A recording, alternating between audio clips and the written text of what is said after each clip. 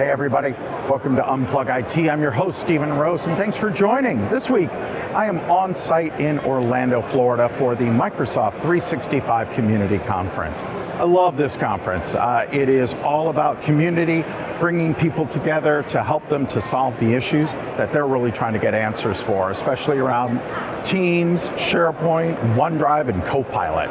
Yesterday, great keynote from Jeff Teeper talking about what's next for all of those products. Lots of demos, some really cool announcements. I'm here on the Expo 4, and you can see a lot of different vendors here, and the Microsoft booth is right there where they're talking about Teams and Viva and Copilot. So I thought, let's sit down and talk with some of the attendees about what's important to them. Why are they here? What's keeping them up at night? And what are they looking to learn more about? So you can know what everybody thinks. With that, let's take a look at some of the videos.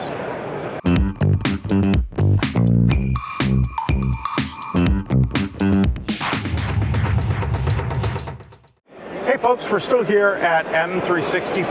JP, good to see you. How are you, my friend? Great to see you. Good. Talk to me about kind of why you're here this week. I know you're doing some press stuff, but what have been your takeaways from the conference so far, and even more so, what you're hearing from attendees?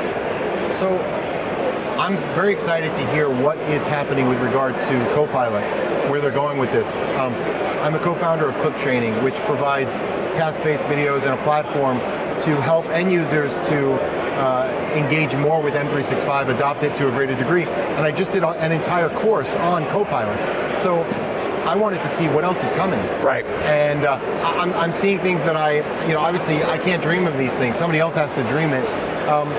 For example, they're doing things with their Clip Champ, where they're adding more integrated AI into that. Interesting.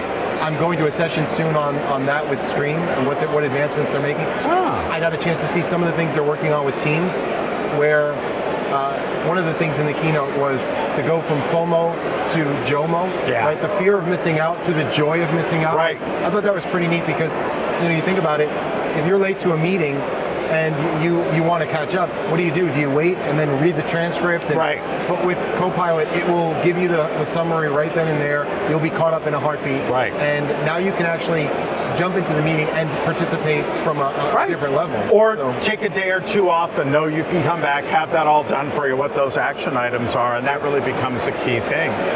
One of the things that I'm seeing as I work with a variety of clients is the better people are using Teams, the better Copilot is going to work. When they're not putting stuff either in Teams or OneDrive, or they're using group chats which are not, captured by Copilot, things like that, that it's going to be harder for them to get the more value out of it. Are you seeing that? I am. And how are you, what are some of the things that you're seeing to help folks better leverage Teams as that place to get work done and holding all that content? So this is the challenge. It's just the continued challenge that people have of evolving from what they did yesterday to today. Right. We're still seeing people working on documents by sending emails back and forth instead of putting it into Teams and using the collaboration that's built into Teams. And I think we're going to see more of that even with Copilot. You're going to have these tools, they're being paid for, but if you don't adopt them, if you don't start using them, they're wasted. So I have this illustration. It's kind of a funny visual. Imagine if we had flying cars, and if the CEO of the company gave everyone a flying car, and you don't even have to fly it. It takes off, brings you to your office, lands. It's very safe. But what he finds is that every day people are still driving themselves to work. Right. Why? Well, because they're afraid. Yeah. Right. It's new. They're not used to this. So how do you get them to adopt a flying car? You've given it to them, but they're not using it in the way that you've desired. And so then they're not getting the benefits of an easier commute to work. And so it's the same thing with M365. Just because you've given it to them doesn't mean they're adopting it. Whether it's Teams or SharePoint or now Copilot, you could be paying for all of this incredible solution of communication, collaboration, cooperation, and getting nothing in return. Right. Because the people aren't using it. So I believe that the key to that is more training. Oh, absolutely. That's the key. And it's not trying to do it all at once, but there's also honesty in that too, where, hey, yes, it will take you longer to get some things done for a little while. and all of this. Like one of the things I've told companies is you have to turn off attachments. They just have to be turned off. If you're still allowing that, it's killing you. Turn off the attachments, I agree. And anything that's more than 3 years old that hasn't been opened in 90 days, archive it to make Copilot work better. Yep. Turn on, the desktop redirect. All of these are really key things, and it's hard for people to accept it. But here's the other thing, as we're getting new younger workers coming in, they don't see you using that. They're like, I don't want to work here. You guys aren't chatting with each other. You're not doing this. For me to go back and do this, for kids who were born in the cloud, used to using cloud apps, you're going to get the opposite thing, and it makes it harder to retain great talent. That's very true. And I think that we still see a mixture of people in the world where they don't want to evolve, or they're just not evolving with it. And so you're right, that could actually create a barrier, a generation gap right within your own workforce. Right. And it kind of behooves you to then get the seasoned, the legacy, workers to adopt these, newer methods, right? They have to. Yeah. It's for their own good, and it's for the betterment of the entire company. Absolutely. And you're always going to get that, I like to call it the 70-15-15 rule. 15% of people who are first adopters jump on everything. 70% in the middle who are like, I like this, but. Right. And then you have the 15% that say, over my cold dead body. Right. Don't worry about either of those 15%. Don't make people that are happy happier. The people who are like, never, don't even mess with it. Because when you start to move that 70% over, it'll drag over that last 15%, and your other 15% are happy, and they're going to share what's working for them. So I agree. It's hard. It's hard to do. What advice would you give somebody? Because you're also big in community. What is the importance of community and being a part of that? How has that helped you? Well, it is a community conference, so that's why I'm asking. No, it's interesting because actually one of the articles I wrote today was all about why you would even attend an event like this, especially in person. Right. And that community was a big part of the article because it's more than just networking. It's more than just can I make connections that will benefit me, but it's also about finding ways to benefit others, right? I saw this interesting illustration on LinkedIn the other day. A professor dropped all of these balloons from the ceiling, and he told the students to find their balloon, and they couldn't do it in the time frame that he allotted.